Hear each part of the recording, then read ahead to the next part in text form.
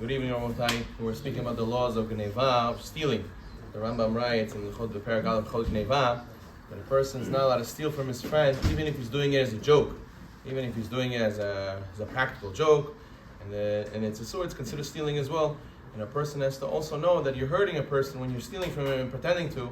Let's say a lot of times people in America, there's a culture of throwing a pie in somebody's face and you're slapping him, you're making him trip and fall, and you laugh.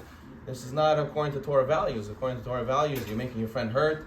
He doesn't appreciate such a thing. Even if he would do the same thing to you, it's not right that we go and we hurt each other, just like it's not right to do onad dvarim, to insult each other and say hurtful words. Even though everybody's friends does it, doesn't mean it's mutar. It's still considered, you're hurting another person, it's still considered you're stealing, even if you do it as a joke.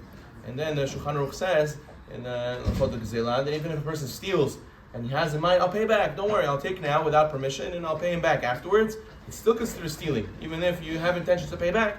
So therefore a person can never say, oh, it's okay, this is somebody's stuff, I'll just take some, I'll pay him back later, I'll leave some money over here. A person has to ask full permission in order to use somebody else's things.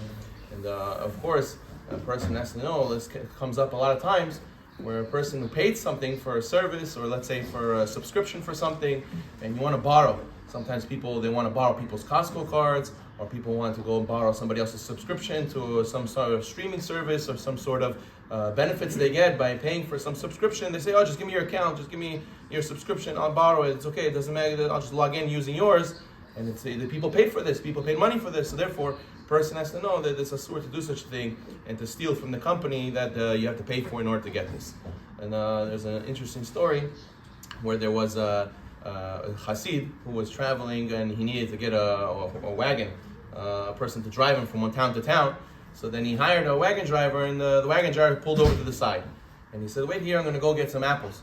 So he goes and he says, I didn't know you have trees over here. He goes and he starts going up the tree, trying to pick apples. He says, listen, if anybody sees anything, say something. And he goes and he looks back and he says, there's somebody here, there's somebody here. He looks around, he says, I don't see anybody. He says, okay, no, you didn't see him. Then he goes, he tries to take again. He says, oh, there's somebody here, there's somebody here. He says, where? I don't see anybody. He says, look up. Hashem sees exactly what you're doing. A person should always remember, we think that people don't see, we have to remember Hashem sees. And we should keep these halachot. Baruch Adonai Olam. Amen.